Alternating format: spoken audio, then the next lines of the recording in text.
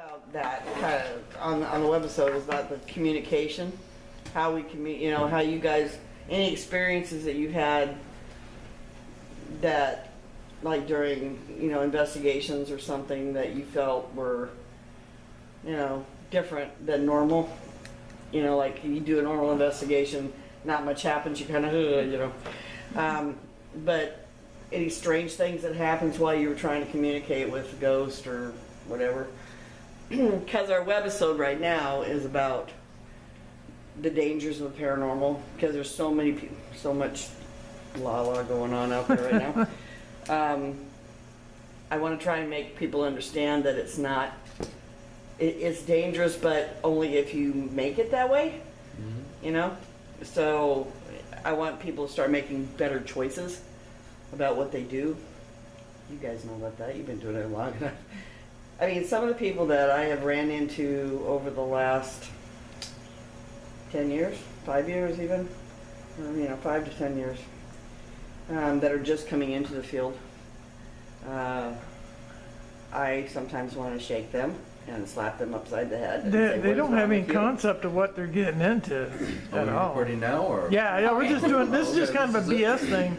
Yeah. Well, I was going to say, one of the biggest problems we have is the media. Yeah. That's one of our biggest problems, because it becomes a situation where it's monkey see, monkey do.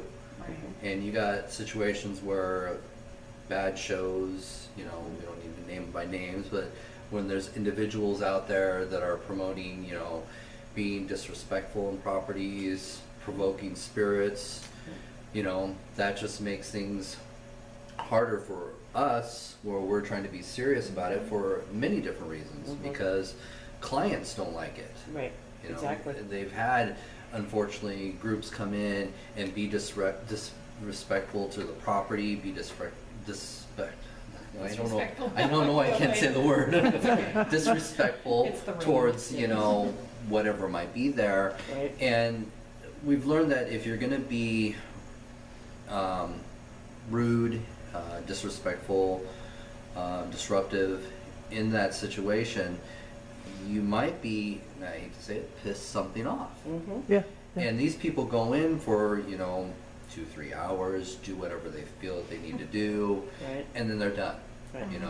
Because maybe something didn't happen. They're bored. Okay, let's go. This is dumb. Let's go.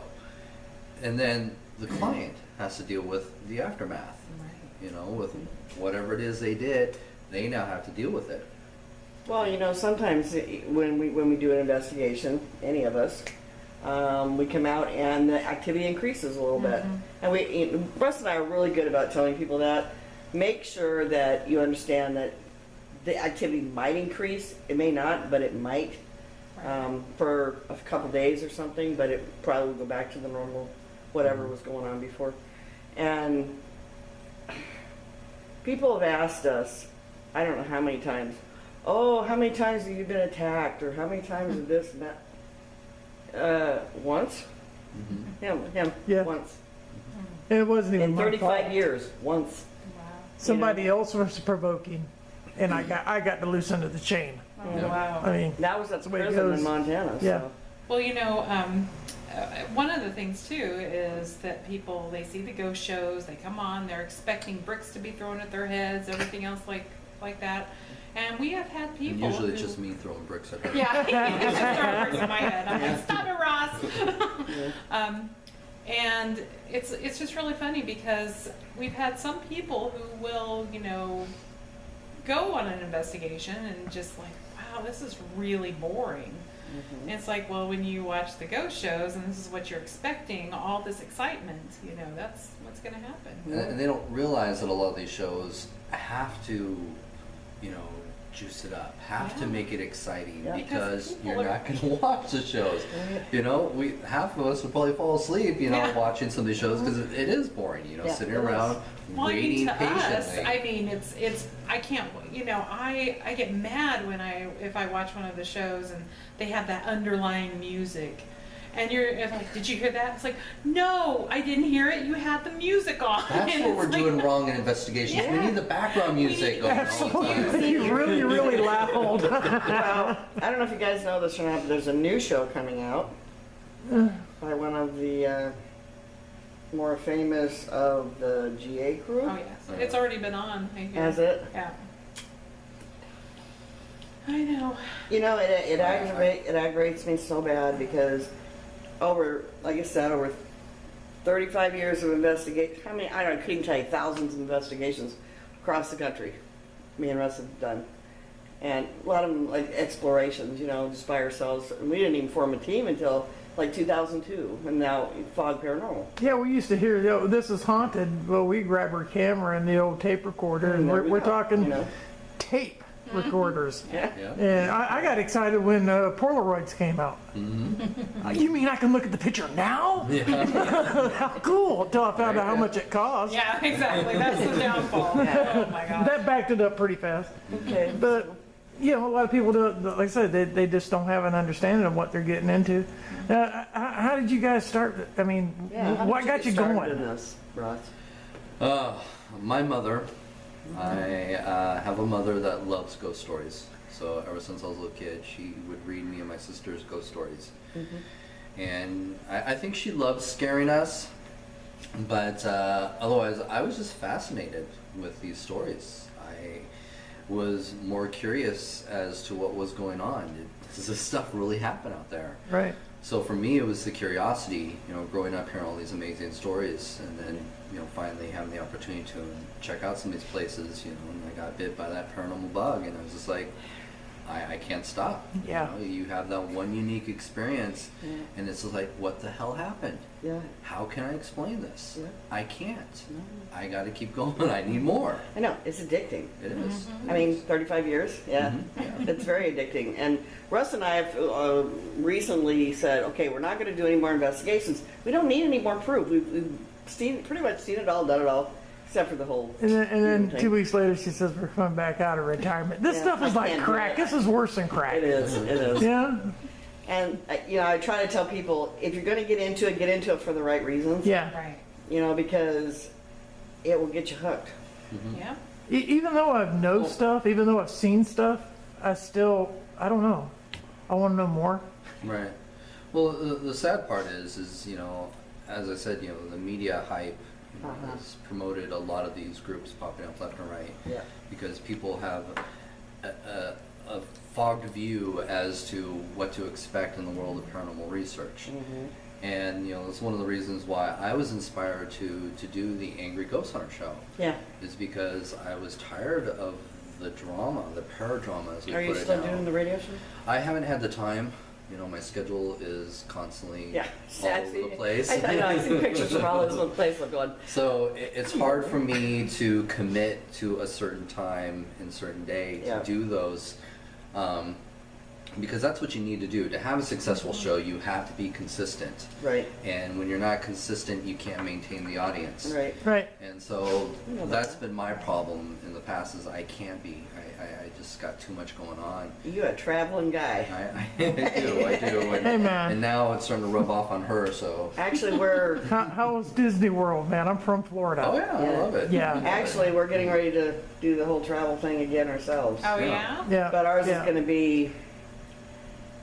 We're going to put a trailer behind our truck, Now, that and sounds like fun. we're going to go to RV parks, and then we'll park it there for a couple weeks, and then go explore the area, and then Yeah. we're bored with the scenery. Here we go. No, I would love to do that. Yeah. It'd be so much fun. Yeah, Well, I'm retired, so yeah. It's like, why not? well, why just sit? We own a mobile home. Why just sit there and day after day after day? You pay rent, you pay this, you pay that, and with our plan.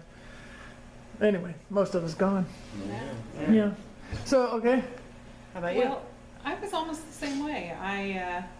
I've been fascinated since I was a child of anything paranormal.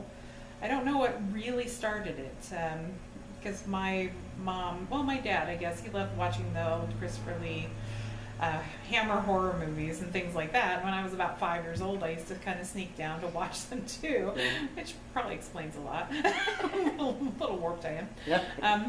But I never had an experience that, you know, I really, you know, my imagination was extreme. So there were some things that could have really been an experience, but I'm not sure. But I just been very curious about everything. And then I remember one night, it wasn't too long after I got divorced, and I was watching one of the ghost shows, and I was like, oh my God, this is so stupid. And I thought, I'm just gonna, I thought I could do this.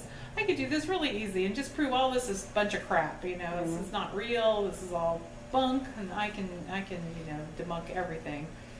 And so I started taking classes and started learning as much as I could about everything, and then went to find a group, which was a major experience. I was interviewed and told because I had nails. One of the guys stopped the interview in the middle of the interview while everybody was around. There was like maybe 15 people sitting around a big table. Stopped the interview and said, "You do realize though that if you break a nail, we aren't going to stop the investigation until you get it fixed." So yeah. Excuse me. So I was looking a little too, I guess, Too girly? so let's just say I was getting a little jaded until I found a nice group to kind of start off with. And then I kind of went to another group called Northwest Paranormal Research Group with my friend Todd. And then after he passed away, Ross inherited me. Damn. But she's learned one very important thing. When she does break a nail, she throws it at the ghost. Yeah. Like, damn you. Exactly. Yeah. How dare you? My biggest thing is when he disappears at an investigation. It's dark. I ain't afraid of the dark. No, it's not that. When he disappears, everybody needs to watch out because he loves to play tricks on people. So, I'm walking down the stairs in the Spokane, let's see, what is it, the Bing Crosby Theater in Spokane. To investigate that too. Yeah, and walking down the basement stairs, and there's like this closet at the bottom, which I didn't realize at the time. Pitch black, I love it. You can't even And see I'm there just with got a this little kid flashlight. light, and, going down the stairs, and all of a sudden I get this on my arm, Oh no. and I went, ah! I don't usually scream, Well, And I sometimes, turned and I knew it was Russ. I just knew it. And so, sometimes you guys know it just gets boring. There's nothing going on. You're not, you're going, well, then that little devil comes out. Huh. He knows nothing about the little devil. No, I wouldn't I think let the so. mice and the rats torture her. Yeah, we went on one investigation that, oh my gosh, there was a possessed mouse. I'll never forget it. It was at the Blake Island, wasn't it? Yeah. And anyway, we have audio footage of me. She's freaking out. She pretty near wanted to jump into my arms. And I'm like, It kept going back and forth in front of me, and we've got like this $20,000 thermal imaging camera, and Oh, I'm dear. just like, she's you looking at you need to use that for mouse and rat detection. Who cares about the ghost? Yeah. Just to make sure there's nothing living standing around her. That's the dangers of the paranormal. Right. so when did you form AGHOST? I formed a ghost in 2000. It was back when I had just moved back from California here and wanted to do some ghost hunting. Right. So Cool. Yeah, we like I said, 2002 we formed Fog. We had done it alone all those years and done quite well. And then we formed the team, and then I can't even remember how many investigations we did over the, it was 6 years that we were together. Then Russ ended up having his car accident, and that just kind of Yeah, squashed it that. took me down for quite some time. No, And I yeah. constantly wonder, with all the dealings that I've had with things, spirits, stuff like that. I've seen some pretty dark stuff.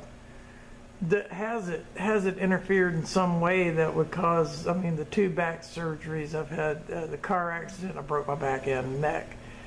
It seemed like it was tumble effect of things going on, and then when we backed away from it for a little bit, things started to ease out and get better because we were really really getting into it and clamping down hard on investigations. I don't know. We were Does talking, it direct interference like that? I don't know. We were That's what talking one we're day trying to about figure out. wondering if paranormal activity, we know that it can interfere, in health issues and stuff, but can the energy that is, you get surrounded with because of the activity, can it affect, like, cause you to make a mistake? You know what I mean? There's so many questions that none of us know yet, or the answers to those questions. So, what do you think? I mean, do you think that's possible? Well, I'd have to say, knock on wood, I've actually, my conflicts have been dealing with, people rather than the spiritual world. Right. And I've always been respectful. I've steered clear of the metaphysical element of it. My group does focus on more just collect data. Let's try to support the fact that there's something going on. Right. So we don't use Ouija boards. We don't use pendulums or dowsing rods or anything like that. And when it comes to using a psychic, we just pick up on what they're picking up on. And that's it. So I think even if there was a situation where they said, well, there's something negative here, we still pursue it, in a respectful way. Yes. We're not trying to antagonize it. We'll ask the clear questions like, if you don't want us here, let us know. Right. And go from there. Well, see, that's something I don't understand about the TV people, I call them, is that they say that a lot on the shows. If you don't, if you answer us again, we'll stop and we'll go away. But they never do. It's totally disrespectful. And so, we have always been respectful. I told somebody sometimes we've never had any problems, ever. And that was because we're very respectful to not only the people who are doing the investigation for, but also the spirits that are there. And so, when he got attacked that time, that was totally somebody else doing it. Jingling the keys and whistling and things that the manager said not to do. And that was her son. And so running his hands down the bars. you know how like the guards might have done with nightsticks. I don't know. It was weird. But when he got attacked, it was like, he said it felt like something wood hitting him in the chest right here. And so It was pretty strange. And you said it was at Deer Lodge, Montana State Prison? I have to tell my story about Deer Lodge when I was investigating the administration building. Oh, yeah. In Montana State, the old Montana State Prison. And also, too, when you go to the Montana State Prison, make sure in your GPS you put the old Montana State Prison and not the new or the regular Montana State Prison. Right. Because when Trista and I were driving there, all of a sudden she said, when did they have guard shacks in front of the old Montana State Prison? I was like, maybe it's a new thing. And then we realized, oh my gosh. It's just right up the road. And she slams on her brakes. Yeah, that's not suspicious at all. 100 meters away. Right. This is kind of funny anyway. But we were, Matt, I don't know if you know Matt Daniels. Name sounds familiar. Really nice does. guy. But he was with me, and we were walking down the administration building in the dark hallways. And I start walking down there, and I'm the kind of person that's very level-headed. Nothing really gets me, hardly ever, except for mice and rats. Yeah. And I'm walking down, when all of a sudden I felt like I rubbed up against something. And it was really bizarre because it felt like a big dog or a person. And I looked down, I had the flashlight, it was pitch black, I had the flashlight, I looked down and I was like, Matt! And he's like, what? He turns around, I said, oh, man. I said, oh, never mind. I said, maybe I'm having a stroke or something. I didn't really, I thought, it's nothing to worry about. And then... Yeah, she's having a stroke. Nothing to worry about. Well, and then I walked a little bit further and I felt it again. It was like even stronger. I felt like I rubbed up against something. And I was just like, what in the hell is that? All of a sudden, I start feeling overcome with panic. And I don't panic. I mean, I just don't panic at all. Right. So I feel it just like it intensifies, and all of a sudden I looked at Matt and I said, oh my God, Matt, we have got to get out of here. We better get out of here now. And I'm starting to get a me, say something like that. And so he leaves. And so I'm there, kind of by myself. I'm like, whoa. And I start to walk, walk, and I'm feeling more and more panicked and more. Was that just close to where the overcome. warden's office was? Yes. And I start to walk over, out of this hallway to get out of the hallway, and I felt like somebody was right here at my neck. And I've just got to find this EVP. But I had my recorder with me, so as soon as I get out into the hallway, I said, "Oh my God!" I said, "Matt, I don't know what that was. I have no idea what that was." And all of a sudden, you hear the creepiest little voice say, "It's me." Oh, Jesus, I hate that. That happened to us So I in was the like, concrete. I hate to be one of these people say that was like the coolest EVP ever, but it was on my laptop and my laptop crashed. But Oh. I know some people have this EVP that I sent to them, so Right. I'm trying to find it so I can put it on something. But it was just the That's best. creepy. I don't know if you guys know this part of the history of that place, but the administration building is sitting there now. Mm-hmm. The original territorial prison building sat right in the same spot. And if you were to draw a dot where the lieutenant warden or whatever was killed in his office, where the first one was killed in his And the office, second one was killed. exact spot. Yeah. Really? That's real creepy. That's pretty interesting. Yeah. Yeah, they both died in the same spot. Wow.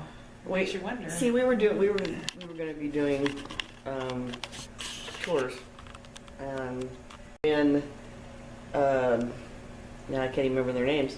Jerry Miles and Lee Smart Yeah. were up in the tower.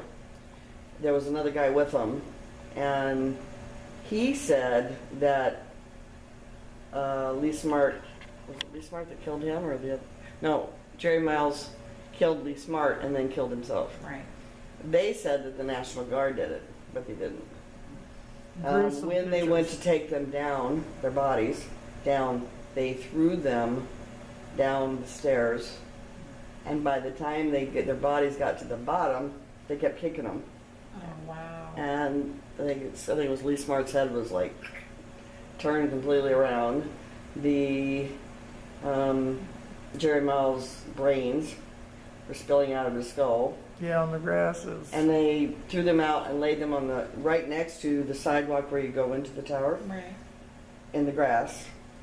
And the warden said leave their bodies there because he wanted all the prisoners. As an example. Yeah. And they left them laying there some like 6 hours or something That's before they horrible. took them away. They didn't even cover them up. They just laid them out there. It's a fascinating place. It really is. is. Yeah, I wish that I, could have seen the building that sat on the cement slab. That one didn't even have running water or anything. They had to use the little honey buckets, and Mhm. things like that. But that was the only time that I ever had been scared, Hmm. ever. And then I can say that, most of the time, you get startled and things like that, Yeah. but then you want to see what happened, what it Right. was, and, but that was the only time I Yeah. got scared. So, you travel a lot. I know that. I see it on Facebook all the time. So, what is it you do when you travel? I mean, is it just to go get photos or stuff for your books, or? Well, lots of different reasons, but mainly a lot of it, is for my lecture tours that I do. Mhm. I speak at colleges and universities on ghosts, and then I'm doing a lot of work for my upcoming books. So the newest book that me and June are working on together, Mhm. Haunted Historic Hotels, Oh, nice. has actually sent me out quite a bit because I don't always like to just look up stories online. Right. It's best to go in and hopefully have an experience. So Right, right. I've actually made it my personal goal to visit a lot of the hotels that are going to be featured in the book, to say, yeah, I've been here, or yeah, I've had an experience here too. I'm sorry, did you say the name of the book? Haunted Historic Hotels. Okay. Yes. And when might that be out? I'm giving it probably a year. Okay. It's a huge project. Oh, yes, I'm sure. Because every time I go out to one hotel, I learn about two other hotels I got to put in the book, Yeah. So Yeah. So far now, with the hotels that you've encountered, have you had any experiences? some, yes. Majority, no. You know? Yeah. But I can't say that it's not haunted. Right, You know, yeah. as we've learned, it's all about being in the right place at the right time. Exactly. I'm just there for one night. Timing. But I know me and June were just at Myrtle's Plantation. I always wanted to go there. Yeah. And I didn't have an experience, but she did. Yeah, you know, it's one of those things where I'm still a little foggy about it. But I swear, I was having a really hard time sleeping, so I know I wasn't asleep, but I was kind of, you know, maybe drifting in and out, because a lot of times I think I do fall asleep and don't realize I'm sleeping, and, you know, things like that. But I was coughing really bad, and just kept coughing, and I swear I heard a little girl right by my ear say, "Are you all right?" Just like that. And I was like, "Hello?" You know, I was like, "Hello? Did somebody say something?" And of course I didn't have my recorder on or anything on, because, you know, we had a lot more interviews to do, and I didn't want to use up all the memory, because, you know, which would have been smarter if I would have had a laptop or something to dump all of that out, and then I could have left it on all night. And I'm kicking myself a lot for a lot of things, you know. I thought I didn't do a video to the best vlog. of us, you know. It's always the missed opportunities that we regret. Yeah, you know? I just keep thinking that. I thought, why didn't I just leave it on all night? You know, I know it's supposed to be haunted. Why didn't I just leave it on? But so I turned the recorder on, and I haven't listened to all of it yet, but you can hear me say, "Hello, you know, is there somebody that wants to say something to me?" And you can hear me say, Ross, are you awake?" And I'm snoring away. But I didn't hear the snoring, so at least, you know, that was good. I don't have to play that. But I didn't, because I left it on, I think, about 3 more hours, because I think it was about 3 o'clock or 3:30 or something in the morning. I can't remember, but I was up the rest of the night, so I was like, I think I might have fallen asleep a little bit, like 5, but that was like something, and I swear I heard that, you know, and That sounds like. it's like it didn't happen any other place, but I was gonna say, all the other hotels that we've done so far, I think that's yeah, the biggest experience you've had. I think so. Yeah. One of the first places we did was an old hotel in Colorado. We just happened to cross it. We were driving through. It's kind of like a semi-ghost town, you know. There wasn't many people there anymore, and we walked into this old hotel, and this old man was sitting behind the desk, you know, kind of in a rocker chair doing his thing. And we asked if he was still renting rooms, you know, and he said, "Yeah, but they're not in all that great a shape, you know." And we didn't care. We were just tired, you know, so we wanted to go to bed. And so we get the room, and we go up there, and first we talked. I said, "So, you know, this place is pretty old. You guys have any strange things going on here?" He said, "Oh, you mean the ghosts?" I said, "Yeah." I said, "So how many, you know, have you had any experiences here?" He says, "Frankly, I don't go upstairs anymore." He said, "Because they're just everywhere, you know." And he said, "It just makes me a nervous wreck, because they'll peek their head around the corner at me, and, you know." He was right. Yeah. He was absolutely right. That was very active. It was really I cool can't even because remember the name of the town. we just That out, was you so know, long ago. said, "Hey, you know, you mind if we go up there? You know, while we're up there, you might as well check stuff out." Help yourself. He was just such a nice old man, and you know, I don't know, weird things happened that night. It was The interesting. top, I think there was like 3 floors. The top floor was where the bordello was back in the day, and the room we stayed in was the madam's room. We found out, I mean, because there was a picture up on the wall of her, and her name was Kate something. Yeah, well, I can't remember her last name.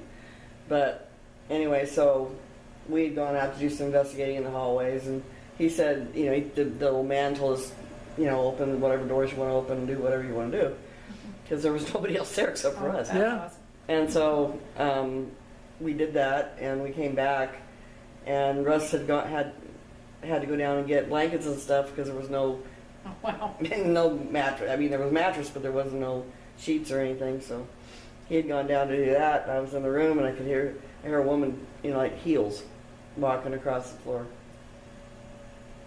strange place. Hello, anybody there? You know, kind of like you. It's weird when things like that happen. You're by yourself and you think, of course, I'm by myself. You know, Yeah, that's that's what. It's pretty cool when you're with somebody and they hear and see or hear the exact same thing. I think You know, a that's great example was when we did the homestead. Yeah, that's what I was thinking. We were all downstairs, and we were actually wrapping up for the night. Right. And we were wrapping up for the night, and we were all downstairs, you know, packing up our stuff, and all of a sudden we hear heavy footsteps walking around upstairs. Yeah. And we know there's nobody up there. We're all accounted for downstairs. Right. And it lasted for almost a full minute. A couple minutes. Yeah, at least. we were Because I held everybody back because Yeah. you know they wanted to run. I was like, no, this is an opportunity. Turn your recorders on. So we turned on Yeah. our recorders, but unfortunately our recorders barely picked it Yeah, up. it was just a little. But it would have been perfect if we would have had a recorder upstairs, which Yes. we didn't have anymore because we had packed it up. Yeah, yeah. So, and it's just one of those unique moments. It's like, As soon as we it all stopped, witnessed it. we went upstairs just to make sure because I thought maybe there was a homeless man hiding somewhere, even though there was no place for them to hide. You know, I Right. thought maybe there was, but. And a friend of mine was like, "Oh, I'm sure it was probably just a possum or something like that up there." And I was like, "Well, unless that possum was wearing heavy boots and walking across the floor, you know." Yeah. We had that same. they do capture something amazing. They don't publish it, and then it disappears with them. Yeah. You know, and so you never know whatever happened there. And, so I've always encouraged people that if you get something, do publish it. But until we as a paranormal society come together and have strict protocols Yes. and know that each group is following those protocols, we're always going to second guess anybody's evidence.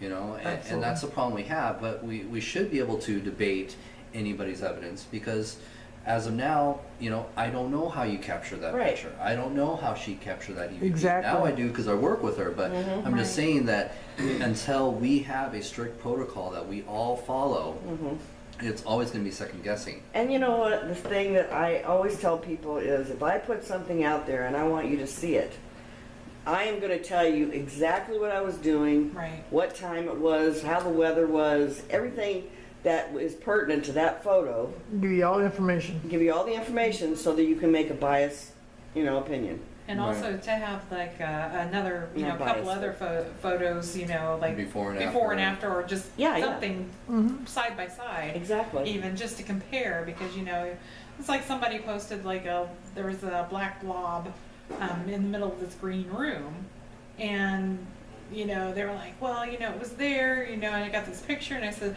well, do you have any control shots of what was in the room, and things like that, and they were like, I know I didn't need it. I don't think there was anything. And then pretty soon they started going through all their photos and found out that there was a table, in the middle that was, kind of a weird little shape. And of course it cast this weird kind of hunched over shadow. It looked like a little hunchback person was in the middle, of the shadow person. One of the things that's really important and people tend to forget is, if you're showing your photo to a believer, you don't need to convince them, right? They're just going to believe you, right? But when we're dealing with people that are also going to be skeptical, then you have to be able to accept the fact that there's nothing you're going to be able to do to convince them that that's a Right. ghost.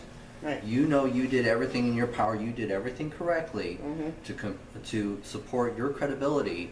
But no matter what, they're just going to say, "I'm sorry, that's not a ghost." Right. Unless they were with you in the room and, witness it for themselves, then Well, I you do just can't prove that. Like if somebody's posted something on Facebook and I see it, if I don't have anything good to say about it, I just don't. yeah, I'll leave it alone. And Yeah. but I will sometimes say I wasn't there. If that's what you believe it is, And that's all you can do. Yeah. I get hundreds of pictures sent to me Yeah. wanting my stamp of approval that this is a ghost, and I can't. prove to my can't. friends I this wasn't is there when it was real. taken. Yeah. All I can say is like, well, this is, it could be this, it could be this, it could be this, but I can't give you my stamp of approval. Right. And then you've got, we had a prime example of just recently where, somebody will send a ghost photo and you'll debunk it. You'll say, this is exactly what it is. Zoom in on it. Yeah, if you zoom in on it, you can. It did from a distance. It looked like a woman's face. It was posed right here at the, the car window. It looked really creepy from a distance. But you zoom in on it, and you can see it was the steering wheel and the dashboard with the, the turn signal thingy, whatever the appropriate term is for Right. that. The sticky Yes, goo. the sticky thing. Oh my sir. Anyway, it's like you could tell what it was when you got close up. Right. And oh my gosh, she's like, well, I guess you weren't the right group. You aren't the right group for me, and Yeah, things they like don't- that. And you got to deal with that as well. As you can go in Yeah, we and need someone debunk who's more everything, open-minded. and they're not going to accept it. Right. Just It's you're like, too I'm skeptical. sorry. You just don't want to Yeah. believe that I have a ghost. Yeah, yeah, It's like, been well, there. we're doing our job. As long as we can walk away confident we did what we were supposed to do.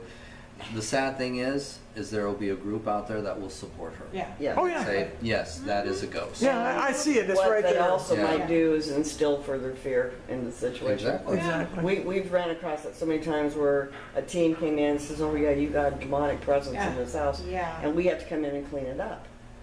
Because these people are so scared that they can't sleep at night, their kids are scared, There's a dusty thing floating around here.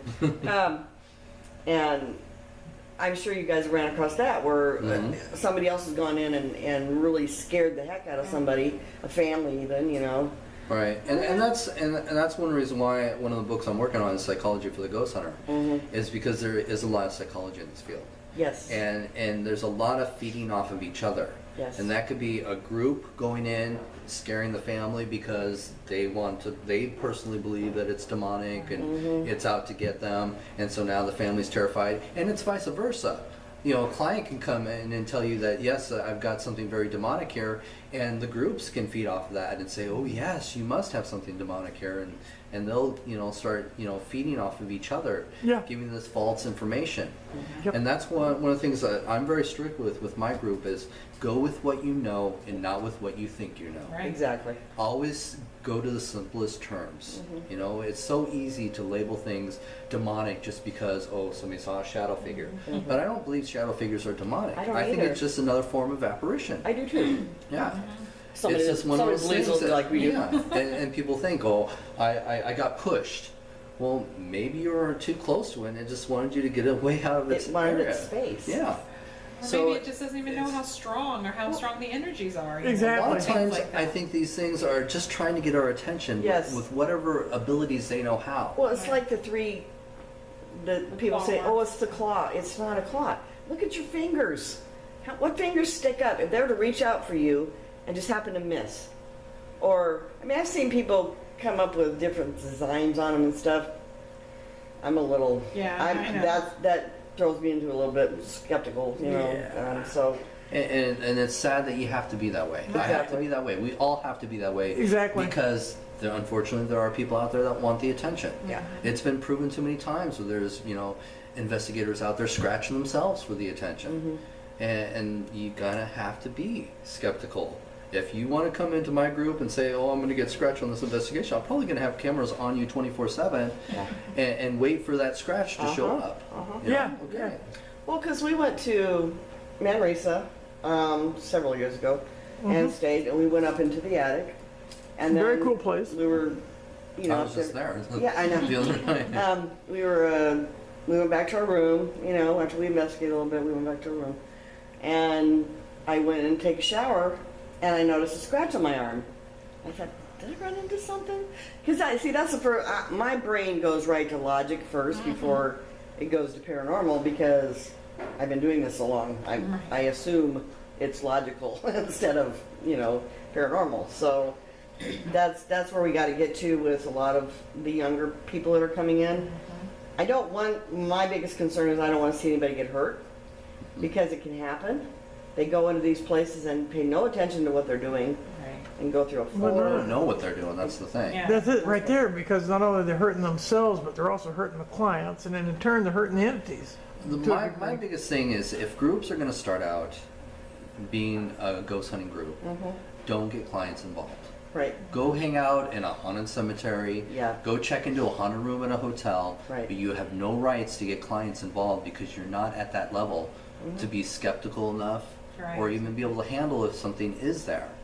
Couldn't agree more. And that's the problem is all these groups are popping up and they want to have these experiences so they advertise themselves and now get clients involved, and they're not ready for that. They just turn the heat up. Yeah, Yeah, Basically. exactly. they do. Yeah. I have no problems with groups popping up left and right, as long as they know what they're doing and they do it right. That's exactly why we were doing this webisode, because I want these younger people, the new people that are coming in, because we're training our granddaughter right now. But the right way. The right way. You know, and she understands that not everything's paranormal.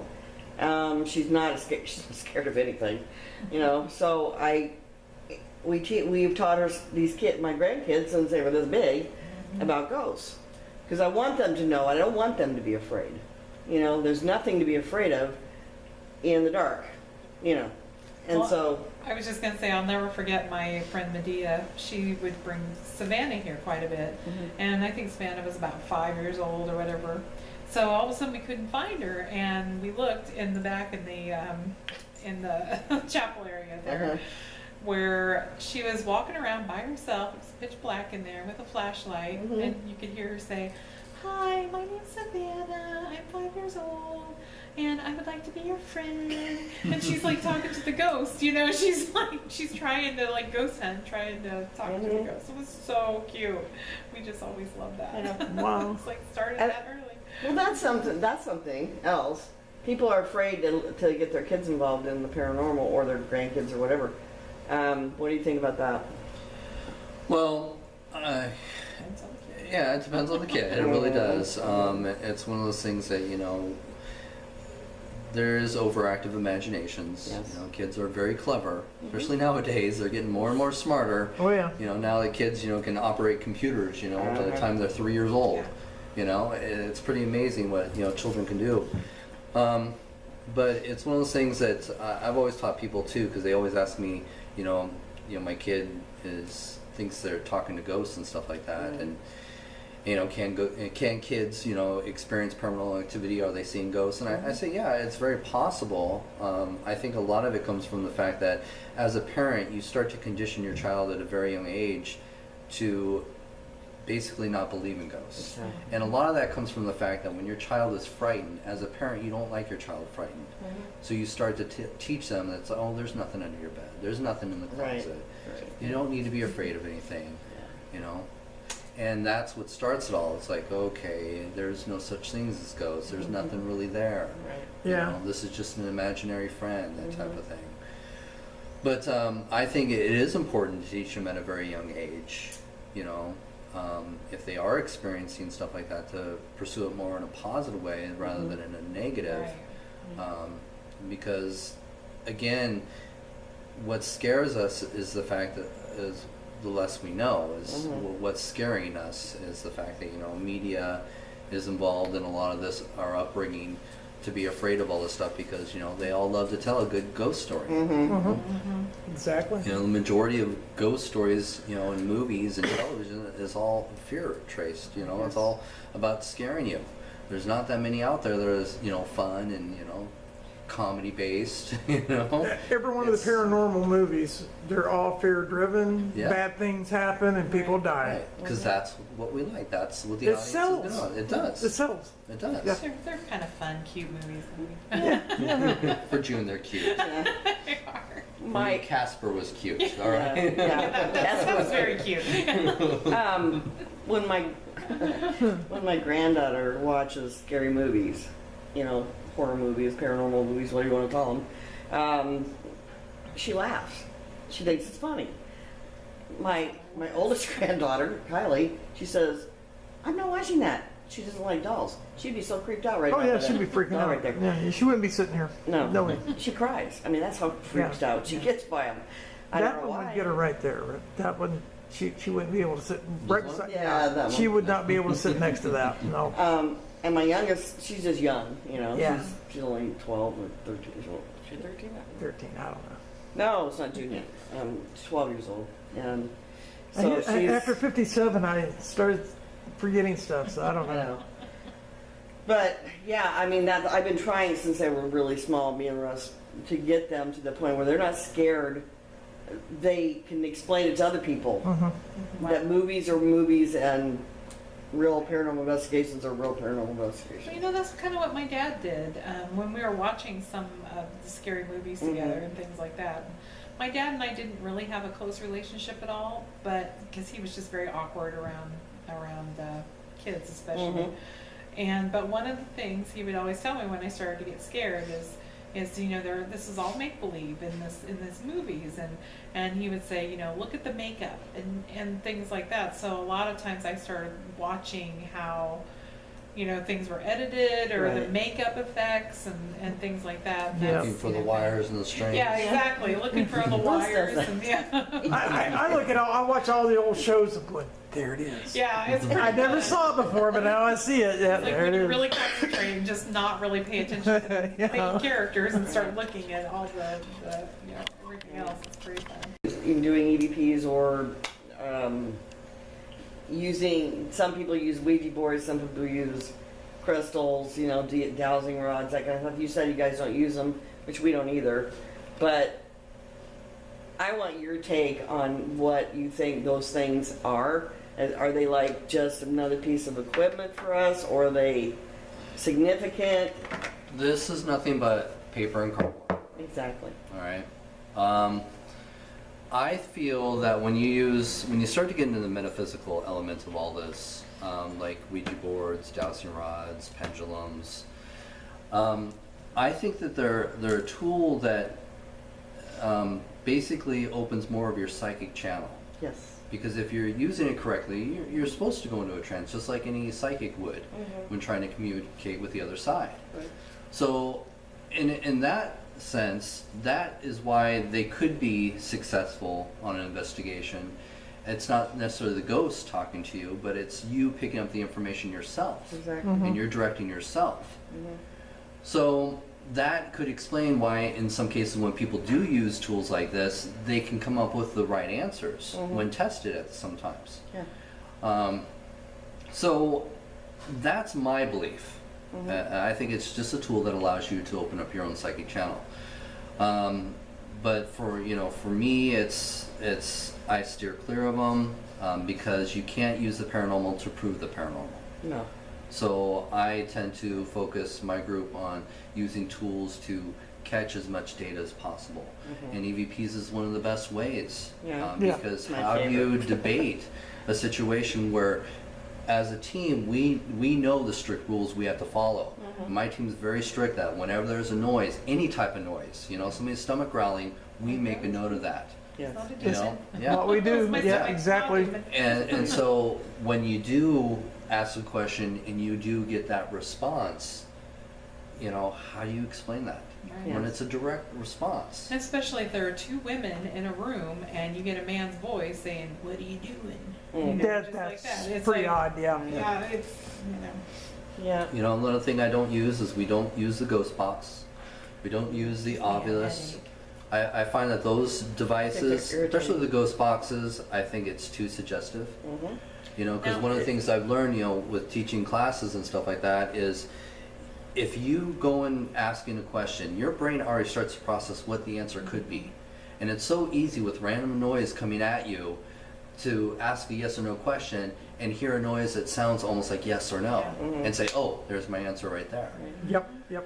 So that's one reason why we don't use the ghost box. And in fact, too, I've also done classes where I've recorded 3 or 4 hours of the cycling, and then I put students in a room that they thought was haunted, and I played the ghost box, which they didn't know was a recording. It wasn't live; it was a recording, but they thought it was live, and I had them do the same process that you would do with the ghost box, ask questions, and sure enough, they believe they got answers. Well, how is that possible when this is actually a recording? Not live. Right. See, Exactly. that's just to prove how suggestive these devices are.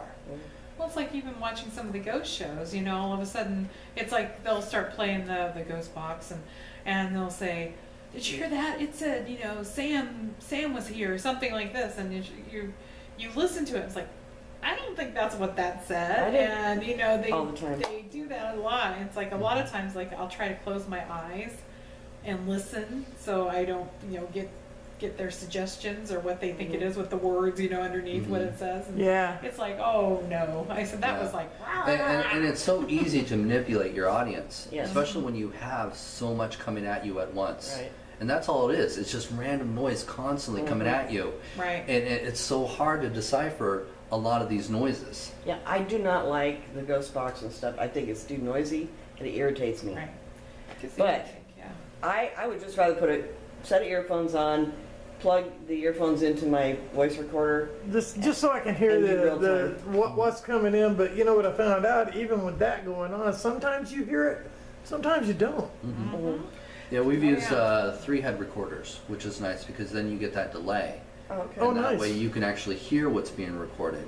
But it's funny because when you start to listen to yourself, as you're recording, you start to follow your own delay and you start to talk like this Yes, to yes. everybody else in the room because you're hearing yourself talk. Or you're trying not to talk because you. Everybody thinks you're on drugs.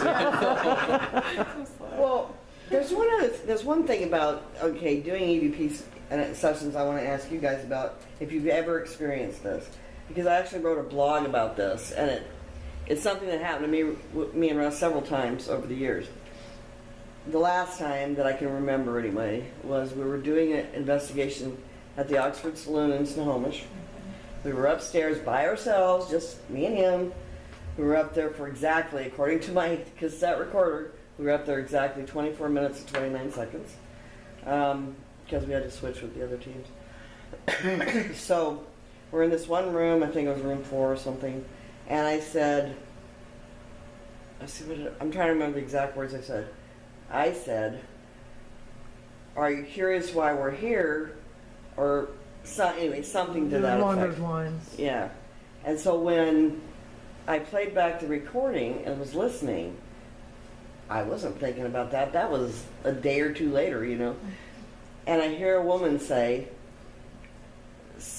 "Oh, I know what it was." I said, "What are you watching us and wondering why we're here?" Yeah. And then the woman said, "So something is watching." I think it's a man's name, but I can't make it out. And then she goes on to say, "Is watching you." So I'm wondering if at some point they can put that communication into your own mind, into a brain. Some your sort brain. of telepathy. Yeah. So that you know what they're saying before you even hear it. Right. You never know. As of now, I've always said there's always going to be more questions than there are answers. We Right. don't have the answers. No one does. Right. There's no professionals. There's experience. Mm-hmm. People who've been out there long enough to know how to conduct a paranormal investigation Right. correctly. Right. All Yeah. right. So I don't say there's no professionals, but there is experience out Mhm. there. But it's one of those things that. No, I forgot where I was going with this. Sorry. That's okay. Where was I going? Where were Okay. we? Oh, so when it comes to EVPs, there's been quite a few reports out there where group phenomena has been experienced. But then there have been reports where the same group could be in one room and all be looking the same direction, and one person will see the apparition, but the other people I don't see anything. Yeah. There's Yeah. nothing there.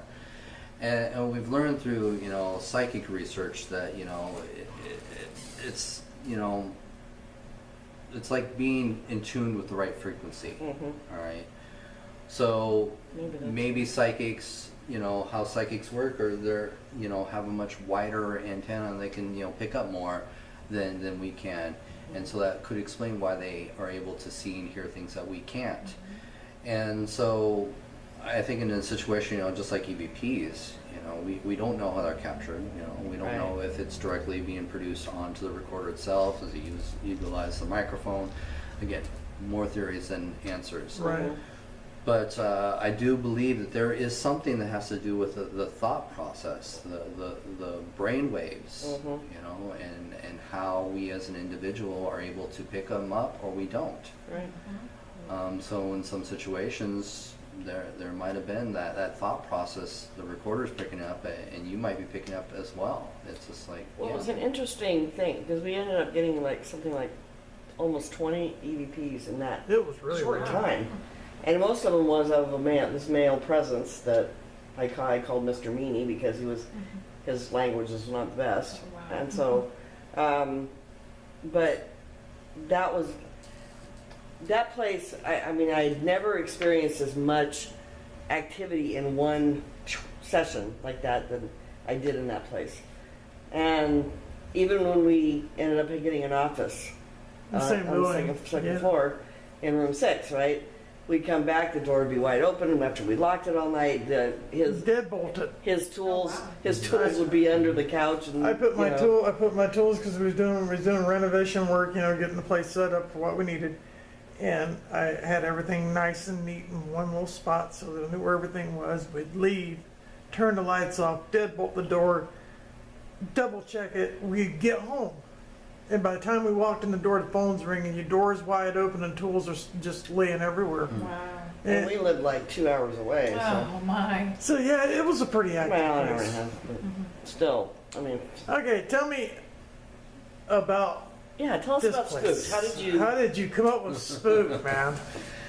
I came up with Spooked in Seattle due to the fact that through my travels, I'd always, do a ghost tour if there was one, and a lot of these tours would have these great stories, and I'd be like, oh gosh, I have to get my group out here, and we'll have to do an investigation here, and then as I do my research, I found out this never happened, Right.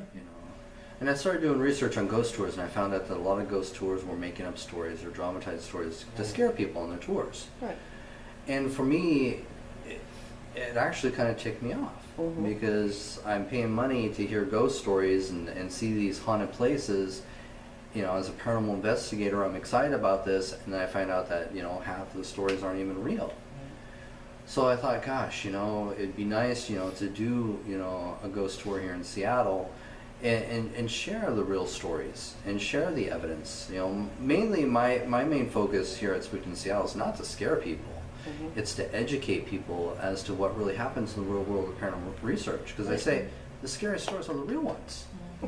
We don't need to make this stuff up. There's great stuff out there to talk about. Absolutely. And so I think that's what's made us successful. So when I started Spooked in Seattle in 2003, I think it was, I started right at the EO Curiosity Shop and started taking tours around there, and then I started doing research into Pioneer Square, and just so many ghost stories here in Pioneer Square, and I slowly moved up here into Pioneer Square, and this place was just kind of a fluke for us because I had actually done an investigation when this was a restaurant known as D'Annunzio's. It's in my book Spooked in Seattle, and when D'Annunzio's was still here and I started my Pioneer Square tour, the owner actually would let me take our small group into their small section of the underground. And it was after, we had had a few experiences when this was a restaurant and a few experiences in the underground as well. I thought, gosh, I would love to have this place. And lucky enough, the restaurant that was here, they ended up moving out. But this place sat abandoned for 2.5 years. And I finally got the nerve I finally tracked down and got the nerve to call the phone number and say, hey, would you be willing to work with us? We'll pay a small fee. We just want to use your underground section. We don't care about the rest of it. But they liked us so much, and said, what? There's nobody interested in this space. It's obviously sat abandoned for quite some time. We'll work out something.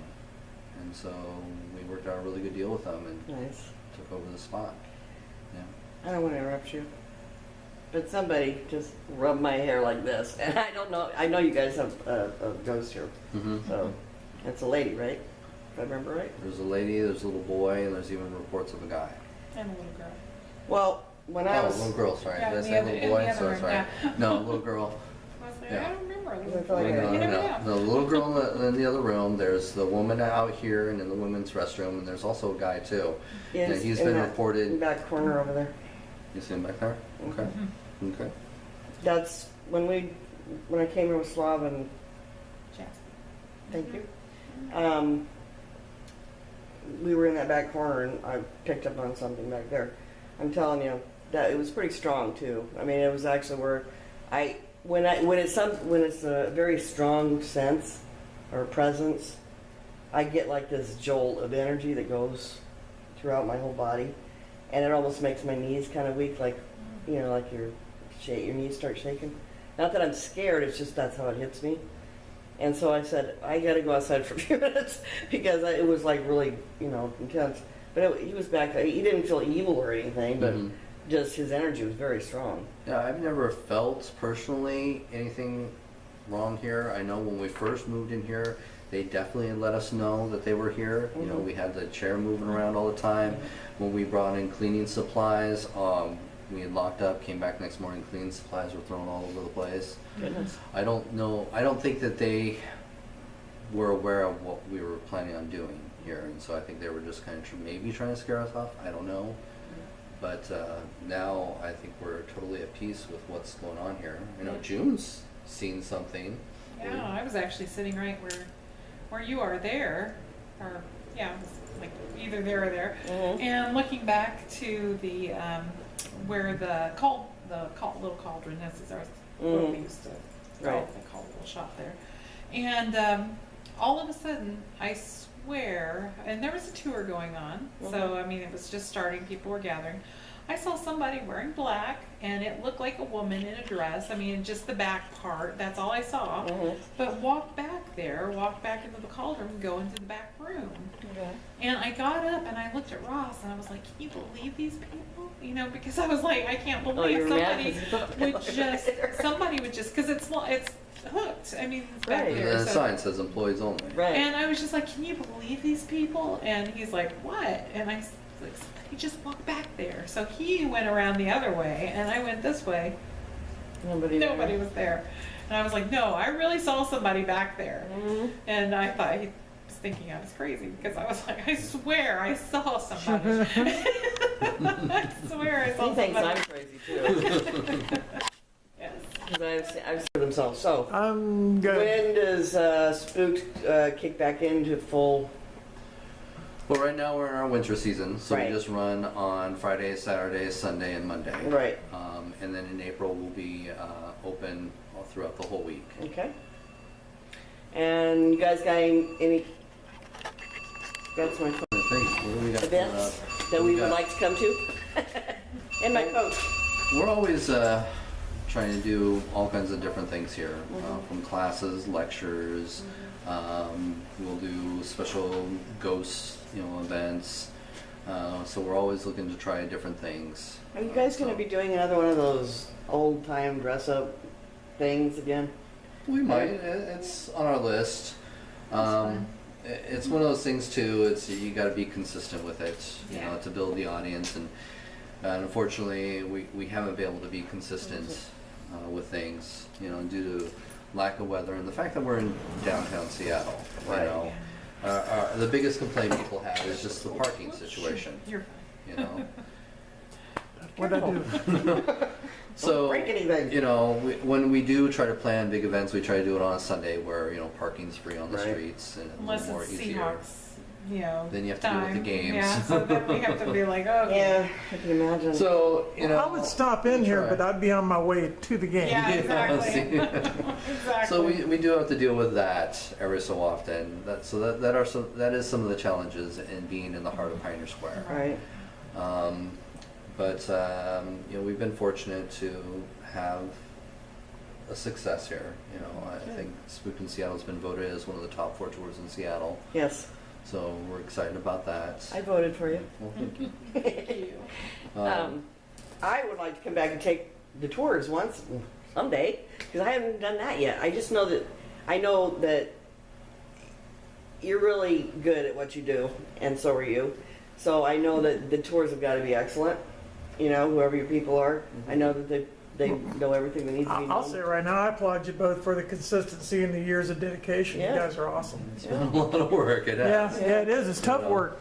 Just not even just with Spooked in Seattle, just running a group. Exactly. It's a lot of work too. As you It is. probably have experienced yourself. Yeah. The diversity and the keeping your members happy, and Yeah. then just trying to find the good niche of people that are going to take it serious and try to maintain that, because I've experienced a lot of drama just for the fact that I won't accept somebody's photo as a ghost as proof to the paranormal, and they'll get mad at me and say, screw this group. Yeah. It's pretty nice because we're starting to get some members who actually want to do the work too, Mhm. and then want to help out and want to, do something too. For a long time it was, you do the work for me and I'll show up and do the investigation and not turn in any of our, the footage that we And, went through. and that's with every group. Yeah, Yeah. no, yeah, We not can't- just we ours. can't just Yeah, say, no. We have Every awesome group people. has their problems, and a lot of the problems for any group is getting your members to do the work. Right. You know. Because they have jobs outside Yeah, of and it's in volunteer families. based. yeah, It's it is. volunteer based. We're not getting paid to do this. None of us Right. get paid. Right. And so you do your best to try and make it easy for your groups to get those reports in. And I think we finally got Yeah. the niche as to what And we've got works some for great everybody. people who are contributing, and it's pretty awesome. The fellows are going to wacko tonight. What's up with that? Mm-hmm. Anyway, I want to thank you guys for letting us interview you like this because we had so much fun. It was just fun coming down here and getting to see you guys again. Well, the whole point of the way we're doing stuff is this isn't your typical interview. This is you guys just being you guys. yeah, that's what we want. laid back. You guys have been doing this for a long time, just like we have, Yeah. and it takes a lot of experience and gumption to keep going when people are constantly, Well, like you said, once you get bitten by that bug It and is. you're really, serious about it, you just want to keep knowing more and Yes. more. No, if we got folks But I out gotta there, watch it because June likes to bite me personally. oh dear. I try. now if we have folks out there that are going to be watching this and they're having activity, how do they get a hold of you guys? You can always get a hold of us through AGHOST.com, and that stands for the Advanced Ghost Hunters of Seattle Tacoma, AGHOST.com. .org. .org. .org. Sorry. .org. That's right. That's right. I looked at the website Yes. one time. It's .com. That's not right. No, it's .org. Yeah. Ghost.org. I can't tell you how much we appreciate this. Well, And thank also, you. you can email at there's a ghost at gmail.com. There's a ghost at gmail.com. And if you guys want to come down and take a really, no, really now good you got that one wrong. Oh, and there's a ghost at Gmail. No. No, it's there's a ghost at yahoo.com. Oh, Yahoo. Oh my gosh. But then there's a ghost investigations at at gmail.com. gmail.com. Okay, sorry. That's pretty Yeah, funny. So, Okay. So now we've screwed up that whole thing. it's okay. Everybody's like, what the hell? Oh my God. Yeah, they're going to be sitting there writing So it backwards we and should stuff. redo this. We should redo this. So you can reach a ghost at aghost.org or at aghostinvestigations@gmail.com. Yay. Golfer clap. I don't want to do it too loud. I'm kind of close. And if you're in the Seattle area, please come by 102 Cherry Street, Seattle, Washington, and take the tours because they're awesome. Yes, support and, this. And you can find us at spookedinseattle.com. Yes. All And right, that guys. is right. Thank you. Thanks, guys. Thank